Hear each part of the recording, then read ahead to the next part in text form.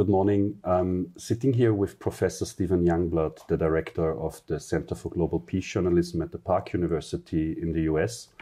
Welcome to Kosovo, first of all. Thank you. It's great to be here. My name is Alexander Vojvoda. I'm project manager at forumZFD, and we are discussing today media, peace journalism, dealing with the past, conflict-sensitive journalism. And I'm very glad that you are here, that you made the long journey from the US. It's my pleasure. And we had together now a 3-day seminar on dealing with the past and conflict-sensitive journalism, which involved participants from Kosovo and North Macedonia. And we were discussing various concepts surrounding these topics.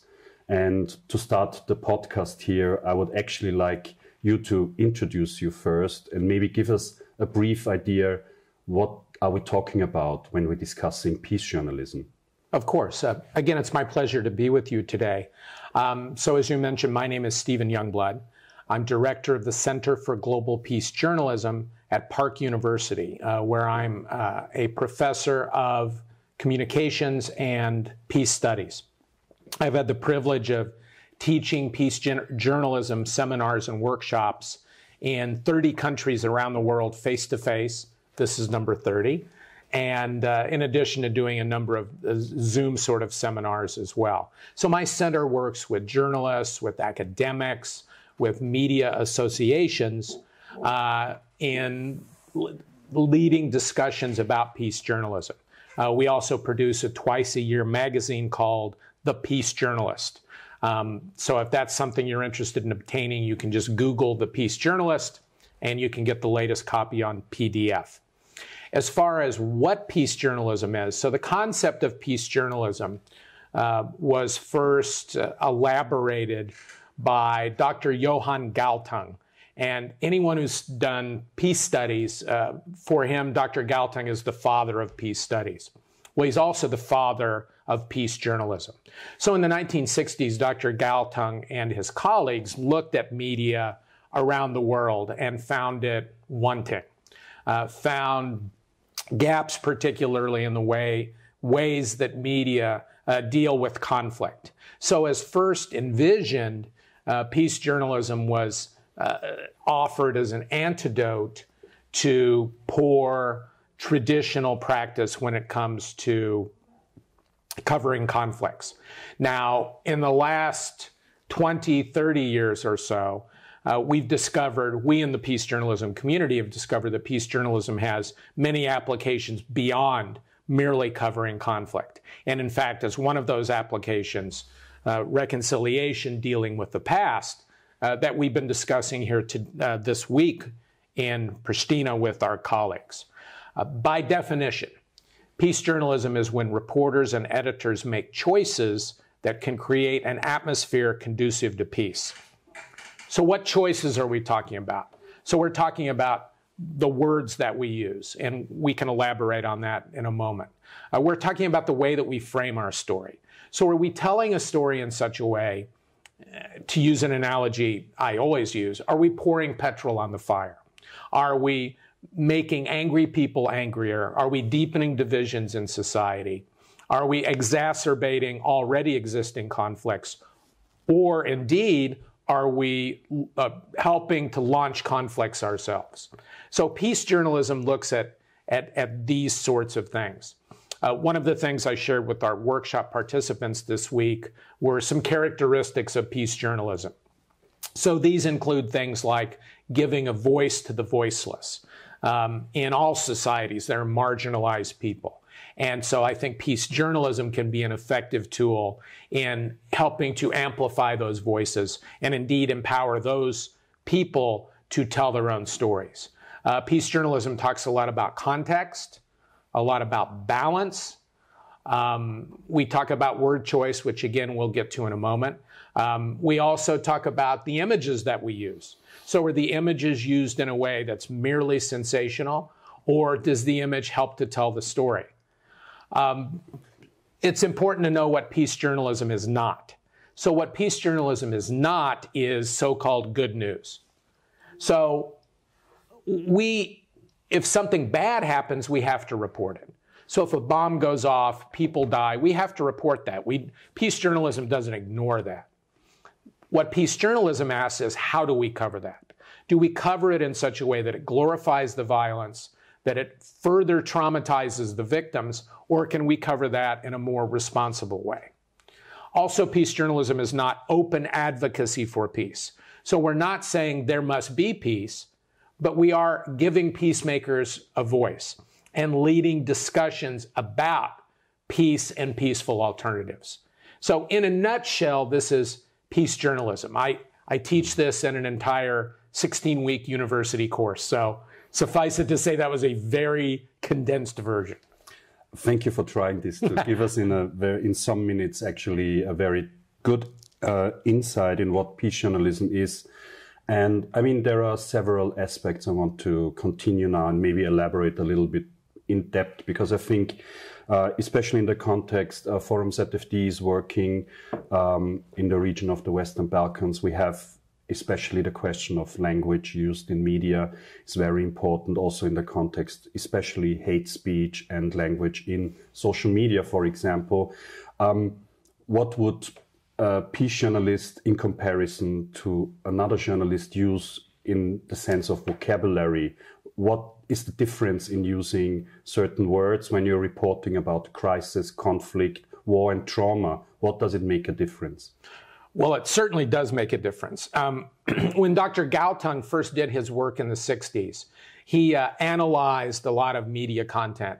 And it's amazing how many of his findings are still salient today. How many of the same, what we would consider irresponsible practices can be seen today. So in traditional journalism, we often have language that's sensational, language that's inflammatory, language that's demonizing, that's name-calling, that further deepens divisions within societies. So this week during our workshop, we heard some of the participants talk about some of the ethnic slurs that have been used here in the region by media in multiple countries.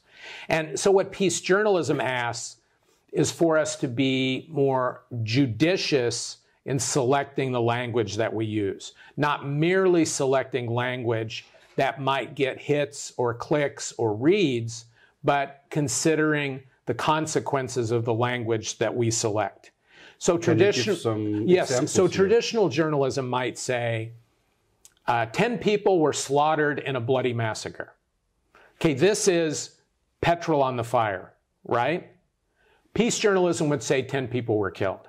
So why add the additional, petrol, the additional drama, when it does nothing to improve the reader's understanding of the story? Words like terrorist, we had an interesting discussion about that in the workshop, right? It's such a subjective word. And we as journalists throw this word around, I think, carelessly many times. I know our politicians do, but we can't control what they say. But we can control what we say. So we need to be really careful when we're using that word. The example I used during the workshop, imagine a 16-year-old boy on the West Bank throwing stones at Israeli troops. What would the Israelis call this boy? Well, they'd call him a terrorist.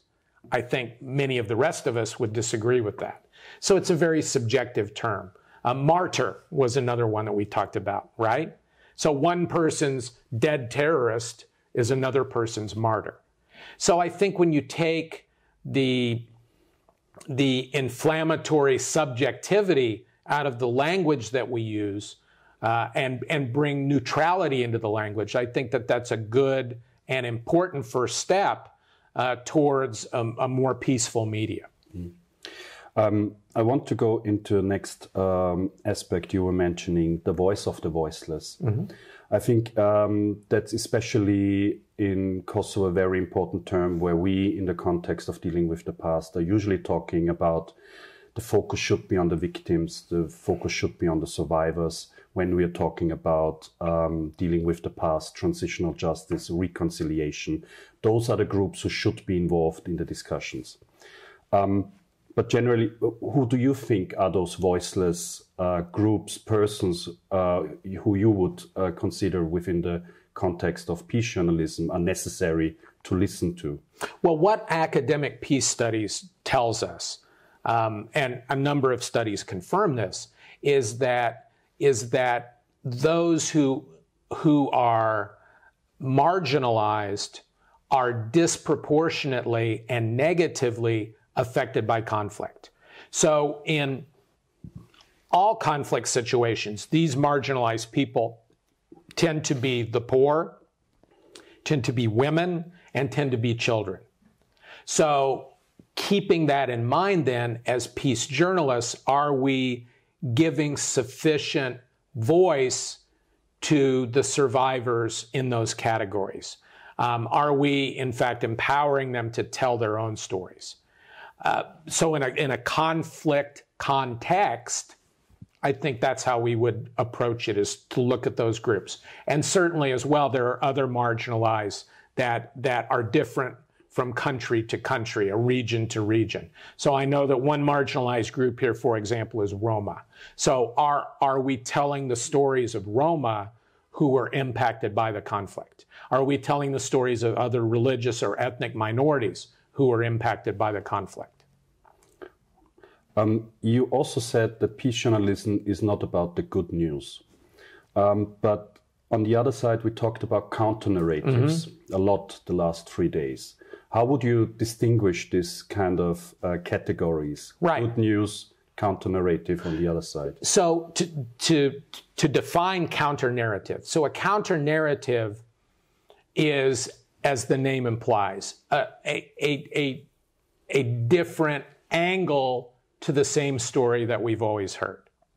So for example, if we hear only one, I've done a lot of work with refugee and refugee reporting. So in Turkey, the standard traditional report about refugees in Turkey is almost entirely negative.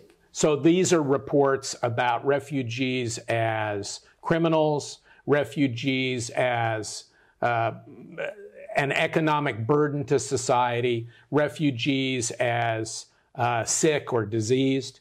So a counter-narrative in that Turkish context about refugees would be anything that tells a different story. So I don't see a counter-narrative as good news necessarily, but it's just more complete news. So there are refugees who are burdensome on society and who are criminals and who do bad things. That's part of the refugee story. But that's only one chapter in a much longer book. And so what I encourage peace journalists to do is to look for these other stories. Because any story that is giving just that one chapter is not telling the complete story. I think we managed now to kind of get a little bit more into deep about what peace journalism entails. And I think for me it would be interesting now to get a little bit further in the discussion in the sense of connecting it with the question of dealing with the past especially. Why and how you think peace journalistic approaches are necessary when we're talking about dealing with the past reporting?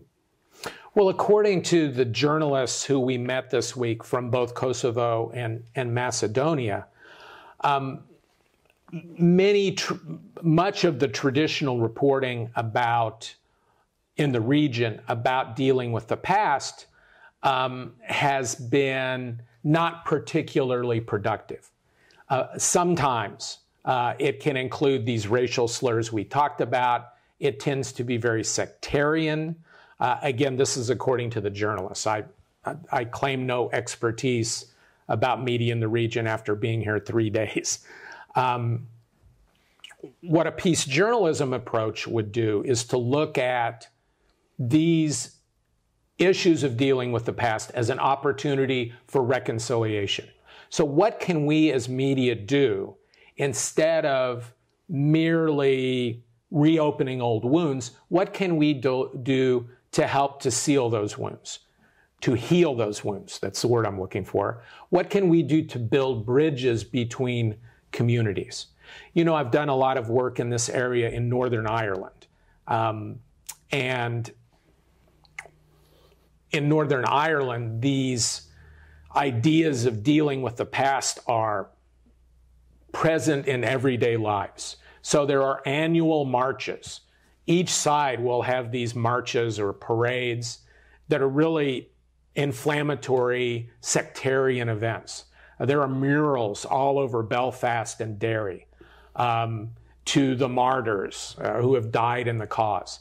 So it's impossible, virtually impossible, to escape the past in Northern Ireland. And so I work with the media in trying to solve what is a very difficult puzzle. How can they report about these marches, these events, these murals, these memorialization efforts? How can they report about them in such a way that it doesn't make matters worse? It doesn't put that petrol on the fire. Instead, what commonalities can we look at that can link the communities? And I think one of those commonalities is a very strong desire to move forward instead of merely looking back. Mm-hmm. And it's quite a challenge in Northern Ireland. When we are talking about dealing with the past, we are usually talking about 4 areas which are very important to us. The right to truth, the right to repatriation, the right to justice, and the guarantee of non-reoccurrence of violence, of conflict. Just out of now your idea of peace journalism, in which area you think of these 4 would media be most focused or should be most focused? Well, I think the 4 are very interrelated, right? So if you have those other 3 items, justice particularly, then non-reoccurrence becomes more possible, right? So these items that you talked about really fit in with a model of what we call positive peace. It's another concept from Dr. Galton, who tells us... Maybe you can elaborate a little bit to have Sure. it complete the picture. Sure. So positive peace is this idea that societies can lay a foundation for a more lasting peace within the society. And the elements of positive peace are things like good governance, low corruption, free flow of information, respecting the rights of others, good relations with neighbors. It's those sorts of things. So what a peace journalist role would be in positive peace is the same that it would be in the 4 pillars that you mentioned that you work on. That sort of the ultimate goal of peace journalism might be to help society come to terms with the past, to move forward from the past in a way that plants the seeds of positive peace, that helps to reinforce the truth, that helps to hold governments accountable when justice is not achieved, that helps to plant these seeds that can ensure a non-recurrence of conflict. And I think that peace journalism, in conjunction with a lot of other factors in society, can help to lay this foundation. I just want to go back, because it's just always coming back to my mind, to the question of language and wording, especially also framing of certain news. When we're talking about disinformation, for example, about questions related to dealing with the past. What were answers of peace journalists towards the rise now of mis and disinformation? We call it fake news in a more general term, which especially also during the pandemia, during the COVID-19 pandemic itself, were rising actually, and also social media were kind of the platforms multiplying and disseminating conspiracy theories, but also fake news about the virus itself, Right. also the vaccination, etc. So we saw also that this kind of platforms consist a kind of a threat for certain transparency and clearance of information. Is there any answer of peace journalism to this kind of spreading of this kind of fake news, disinformation, hate speech in social media? Maybe we can social media discuss separately, but I think as a general first step into the topic, what has peace journalism to offer towards this question of fake news and hate speech? So in the United States, not only do you have these issues with COVID, everything has been very highly politicized, right? Polarized. And so you have, both in traditional and social media, you have everything viewed through these partisan lenses that are increasingly, could increasingly be described as pro-Trump and anti-Trump sentiments. And so as far as what peace journalism offers, or journalism in general might offer, we discussed this with the journalist yesterday. And the consensus that we reached was one of the most important things that we can do as journalists is to use our platforms and our influence to educate the public. So it just as a practical matter, it's impossible for us to knock down every fake news item, right? We have a game called Whack-A-Mole, where a little mole pops up and you whack it with a hammer. Well, they pop up so fast that it's impossible, and that's the situation here. So we don't want to play whack-a-mole.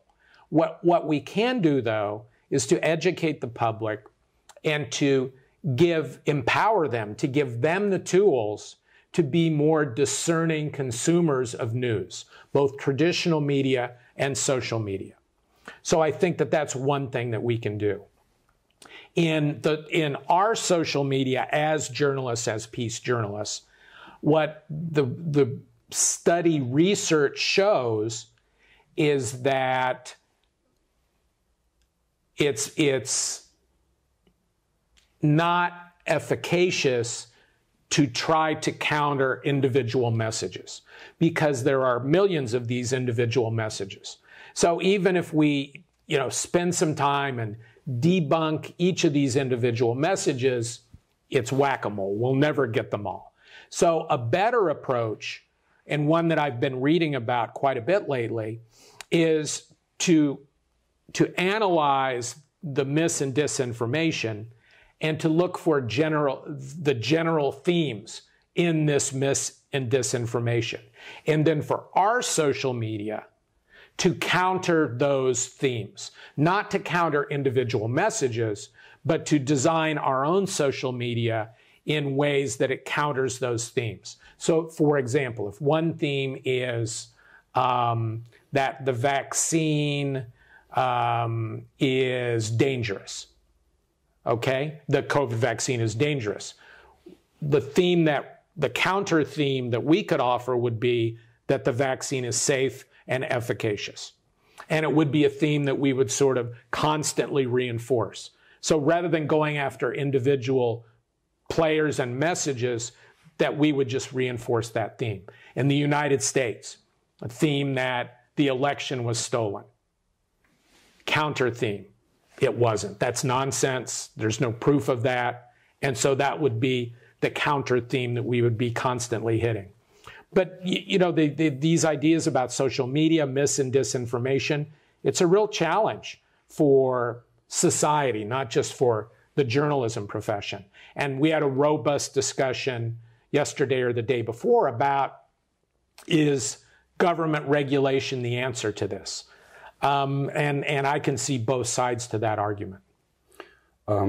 Just to go to these arguments, because this would be actually my next question about this question of social media, these platforms who are kind of also consisting a parallel platform also for news generation, for getting information. And we already also touched upon it, this question of media literacy, being educated about knowing what's a right source, what is a correct source, and what's not a kind of a beneficial source in this kind of context. So how are peace journalists navigating these platforms, which are ever-changing algorithms? The journalists are faced with this. Information is constantly changing. New actors are popping up every day, every week in this atmosphere. On the one side, how the journalists are kind of dealing with it, but how should also the normal consumer deal with this kind of variety and multitude of information there, which is sometimes very hard to distinguish? Well, I think because of the multitude, because of the millions of actors, that's why these thematic focuses, I think, are important, rather than trying to individually debunk. So let me give you a 2-minute media literacy presentation. Go ahead. So something that I teach as well. And by the way, just in the last several years, I've come to believe that media literacy is just as important as peace journalism. So you have journalists producing the right content that's not inflammatory. I think that's important. But without media literacy, I'm not sure that the peace journalism gets disseminated and understood the way it should. So I think that peace journalism and media literacy are two sides of the same coin. I think they really go hand in hand. So Media Literacy 101 in 2 minutes. Time me. Here we go. So some of the things we talk about in media literacy. So we start with having media consumers, anyone, examine their own media consumption. So they'll do some sort of inventory. What they'll find most of the time is that the media that they consume tend to be in a narrow box or within a bubble. So we call these media bubbles. So that you tend to, communication theory tells us that you tend to consume that media which supports your worldview. It's called selective exposure, right? So, I mean, good media literacy starts with this notion of your own media consumption.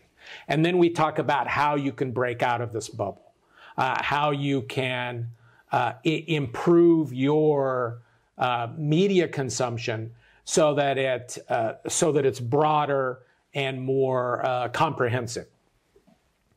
Then we talk about media sources quite a bit, right? So the difference between a credible source, a source that's not credible, and the same with information. A bit of information that's verifiable, not verifiable. And there's a lot of, in media literacy training, there's a lot of exercise work. So I'll give them information and have them sniff it out. One of the key concepts that I hope that those who have had media literacy training keep in mind is the ways that those who disseminate bad information, so their motivations and tactics. So one of the things that I'm always saying is, when you look at a bit of information, a tweet or an Instagram post or whatever, if you are instantly angry, there's a clue. This might be mis or disinformation. If you're instantly taken to retweeting something and responding to it, this may also be a clue, because that's the way they work, right? This is all about emotion. And if you find these emotions welling up in yourself, as I say, strongly and instantaneously, this is the time to take a breath, to think about, well, now, wait a minute. If this made me so angry, maybe it's misinformation. And to step back and to really consider it before you react to it or retweet or share it in some way. That was longer than 2 minutes, I'm sorry. But very interesting, thank you. you. I think we had now, I think, a bunch of kind of topics covered, and I want now maybe to go a little bit more also about your experience the last 3 days. And I just maybe ask you to tell us about what was maybe one or two of the most striking moments you had so far in Kosovo, which kind of, I know I will not ask you how to solve the issues in the media landscape here, but I think you had impressions, and I just want to see what kind of impressions you had and what was the most striking for you in these last 3 days. Well, several of my impressions. First of all, I was impressed by the journalists, by their energy, by their commitment to working together across borders. I thought that was both smart and admirable. The single most powerful moment of the seminar for me was we had a Ukrainian journalist come and speak to the group. Her name is Daria, and I will not attempt to butcher her last name. Meszczykowska. Oh, nicely done. I think so, yeah. Okay, well, the Daria part I've got down. So she came and spoke to the group, and her presentation was very interesting, very passionate. I think I used, as I blogged about it, I think I used the word passionate in my headline. And her presentation, as I say, was, I think, a very valuable addition, and even more valuable was the discussion that we had afterwards with the journalist. And how would you describe this situation? You described now as passionate, but what was the passion about? Well, the passion was very much about Ukraine, the safety of Ukrainians, anger at Russia and everything related to Russia, even anger that would extend to the recent Nobel Prize winner, an organization in Russia called, help me out, Alexander. Memoria, that looks into atrocities committed under the Russian flag. But even this organization in dissidence, she expressed quite a bit of anger towards Russia and so on. And I'm not blaming her for this. It's very understandable. But in our discussion afterwards, the journalist certainly picked up on this. And we talked about, under these circumstances, is it possible to practice journalism or peace journalism, right? And it's very difficult when one has so much passion, so much bias, so much anger. And these were the things that the journalist discussed. And I think it was especially powerful for many of the journalists because, after all, in these societies, unfortunately, you've dealt with conflict here, right? And so I think that her descriptions brought back some difficult memories. But it was certainly, in terms of the practice of journalism, it was certainly instructive, I think. Stephen, thank you very much for being in Kosovo. It's my pleasure. Thank you very much for taking this time off your busy schedule. And I also want to thank at this point the Center for Narrative Practice for hosting us today. And we have a further discussion the next days about peace journalism and dealing with the past. Thank you. Thank you. I look forward to my return visit to Kosovo. Thanks a lot.